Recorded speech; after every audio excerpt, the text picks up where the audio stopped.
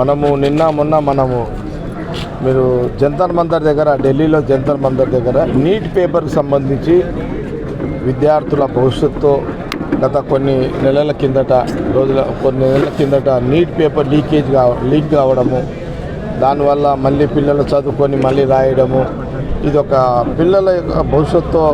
BJP ప్రభుత్వం నరేంద్ర మోడీ గారు ప్రధానమంత్రి గారు మాట వరుసకు కూడా ఈ నీట్ పేపర్ లీక్ అయిన తర్వాత ఒక్క మాట కూడా విద్యార్థులతో మాట్లాడకపోవడం, దాని మీద తప్పు జరిగింది, ఇలాంటి తప్పులు జరగకుండా చూస్తామనే మాట కూడా ప్రస్తావన లేకుండా ఒక మొండిగా మరి ప్రధానమంత్రి గారు ఉండడము, మరి దాన్ని నిరసిస్తూ చాలామంది యువకులు స్టూడెంట్స్ మరి జంతర్ మంతర్ దగ్గర వాళ్ళు వేల స్టూడెంట్స్ మరి జంతర్ మంతర్ దగ్గర దీక్ష ధర్నా కార్యక్రమం చేస్తున్న క్రమంలో పోలీసులు ఢిల్లీలో విద్యార్థులను స్టూడెంట్స్ మీద స్టూడెంట్స్ మీద దారుణంగా లాఠీచార్జ్ చేయడము, కొట్టడము, రక్తాలు వచ్చేటట్టుగా కొట్టడము, చిత్రహింసలు పెట్టే రకంగా లాఠీచార్జ్ చేయడము, ఇది చాలా అమానుష్యం. నిజంగా ఘోరమైన ఇంత దారుణంగా బీజేపీ నరేంద్ర మోడీ ప్రధానమంత్రి గారి వాళ్ళ ప్రభుత్వం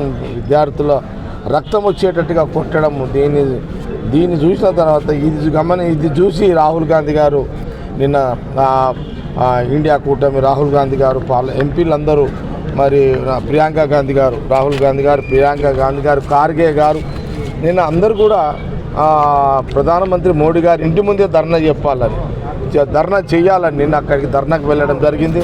మనం అందరం మీడియాలో చూస్తూనే ఉన్నాం. నిన్నంతా కూడా ధర్నా చేస్తున్న క్రమంలో సాయంత్రం 6-7 గంటల టైంలో రాహుల్ గాంధీ గారిని విద్యార్థుల మీద జరిగిన లాఠీచార్జ్ నిరసనగా ఈ దేశంలో స్టూడెంట్స్ జరుగుతున్న నష్టాన్ని లాఠీచార్జ్ని గమనించి నిన్న నరేంద్ర మోడీ ఇంటి ముందే, ప్రధానమంత్రి గారి ఇంటి ముందే రాహుల్ గాంధీ గారు కూర్చోవడం, ఎంపీలు అందరూ కూడా కూర్చోవడం, ప్రియాంక గాంధీ గారు, ఖార్గే గారు కూర్చోవడం మనందరం గమనించడం.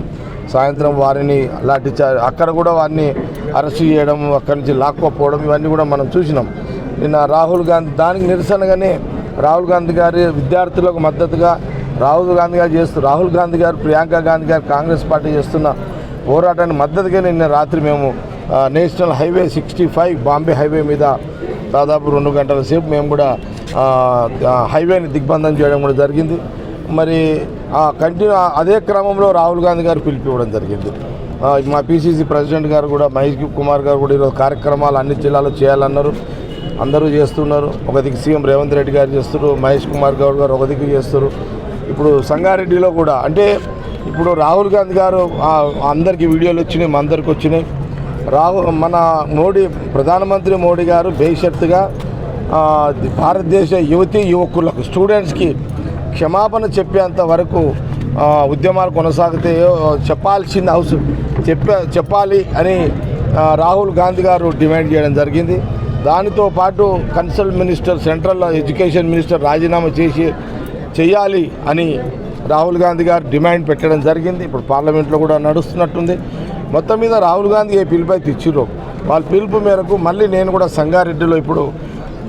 సంగారెడ్డి నియోజకవర్గంలో సంగారెడ్డి హెడ్ క్వార్టర్లో విద్యా సంస్థలు అన్నీ కూడా బంద్ చేయాలని రాత్రి 2 గంటలకే మేము రిలీజ్ చేయడం జరిగింది.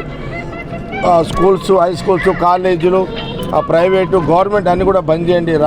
ఈ భారతదేశంలో ఉన్న విద్యా వ్యవస్థకు, విద్యార్థులకు, స్టూడెంట్స్కి జరిగే నష్టము, ఇలాంటి నష్టాలు జరగవద్దు, దారుణాలు కూడా జరగవద్దు స్టూడెంట్స్ మీద అని రాహుల్ గాంధీ గారు ఏ లైన్ అయితే తీసుకున్నారో, ప్రియాంక గాంధీ గారు ఏదో పోరాటం చేస్తారో, ఖార్గే గారు ఏదో పోరాటం చేస్తారో, రాహుల్ గాంధీ గారి నాయకత్వంలో వారి పిలుపు ప్రకారం ఈరోజు సంగారెడ్డిలో కూడా ఇప్పుడు ఇంకా కొద్ది క్షణంలో భారీ ఎత్తున ర్యాలీ కార్యక్రమాలు కూడా ఉంటాయి.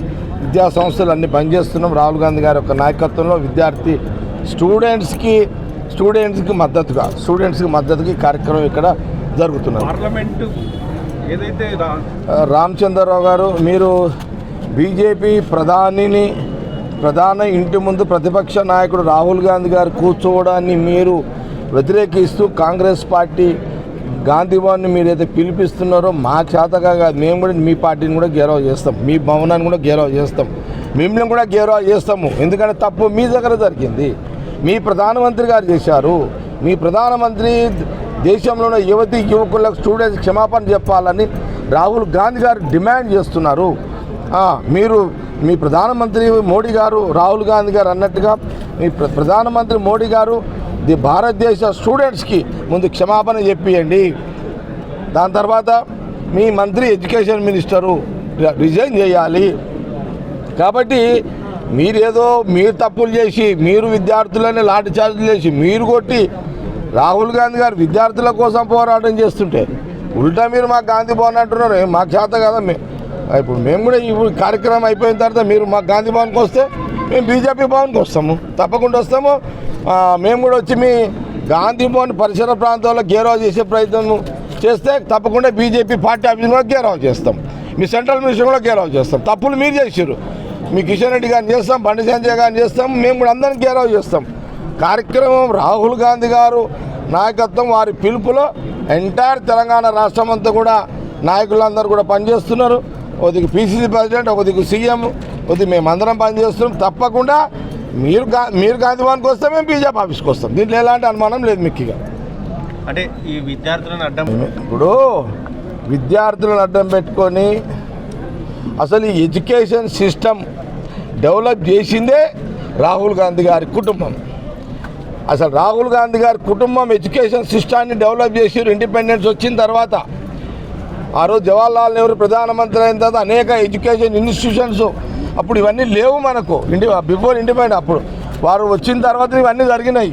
ఈరోజు ఒక ఐఐటి ఇన్స్టిట్యూషన్, ఒక ఐఐటి ఒక విద్యా సంస్థ అసలు ఈ దేశంలో మొదలుపెట్టిందే రాహుల్ గాంధీ గారి కుటుంబం. జవహర్లాల్ నెహ్రూ గారు అప్పటి నుంచే కదా ఇదంతా వచ్చింది. ఇప్పుడు మన సంగారెడ్డిలో కూడా ఐఐటి వచ్చిందంటే ఎవరు? సోనియా గాంధీ గారి నాయకత్వంలో రాజశేఖర్ రెడ్డి గారు ఇక్కడ కంది ఐఐటి, హైదరాబాద్ ఐఐటి అది ఇచ్చింది ఎవరు? కాంగ్రెస్ సోనియా గాంధీ నాయకత్వంలో. ఆ రోజు మన్మోహన్ సింగ్ గారు, రాజశేఖర్ రెడ్డి గారు ముఖ్యమంత్రి. బీజేపీ తెచ్చిందా ఈ ఎడ్యుకేషన్లు అన్నీ కూడా? ఎందుకు మాట్లాడతారు మీరు? విద్యార్థులను అడ్డం పెట్టుకుని వాళ్ళు విద్యా వ్యవస్థని అభివృద్ధి చేసిన కుటుంబం రాహుల్ గాంధీ గారి కుటుంబం. కాబట్టి నైతికంగా రాహుల్ గాంధీ గారి కుటుంబాన్ని మీద ఎలాంటి విమర్శ చేసే నైతిక హక్కు బీజేపీ పార్టీకి లేదు, నరేంద్ర మోడీ గారికి లేదు.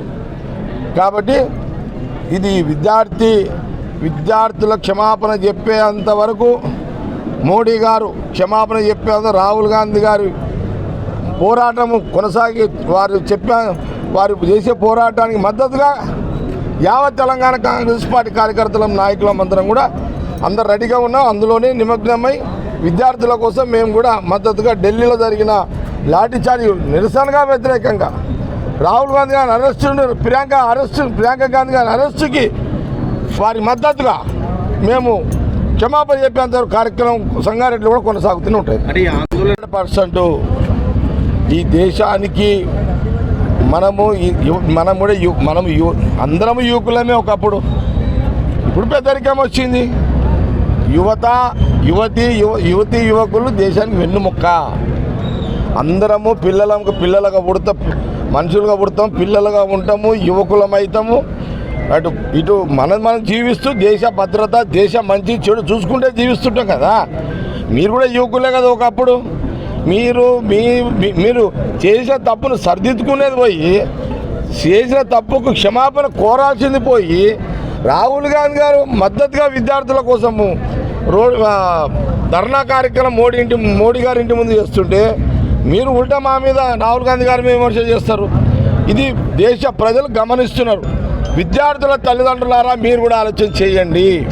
ఎంతసేపు భగవంతుడి పేరు మీద, దేవుని పేరు మీద, మతం పేరు మీద ఓట్లు తెచ్చుకొని ప్రధానమంత్రి అయిన మోడీ గారికి విద్యార్థుల యొక్క విలువలు ఆయనకు తెలివయి, విద్యార్థులను గౌరవించే పద్ధతి బీజేపీతో లేదు. ఎందుకంటే వాళ్ళకు అలవాటు ఈజీగా హిందూ ఓటు బ్యాంక్ మీద ప్రధానమంత్రి అయింది కాబట్టి విద్యార్థుల యొక్క మంచి చెడు గమనించే ఒక ఆలోచన వాళ్ళకు ఉండదు. ఇది స్టూడెంట్స్ తల్లిదండ్రులు కూడా ఆలోచన చేయాలని ఈ సందర్భంగా రాహుల్ గాంధీ గారి నాయకత్వాన్ని బలపరచాలి ఇంకా అని నేను యావత్ తెలంగాణ ప్రజలకు, ఆంధ్రప్రదేశ్ ప్రజలకు, తెలుగు వచ్చిన అందరూ కూడా నేను మీడియా పరంగా కోరుతున్నాను.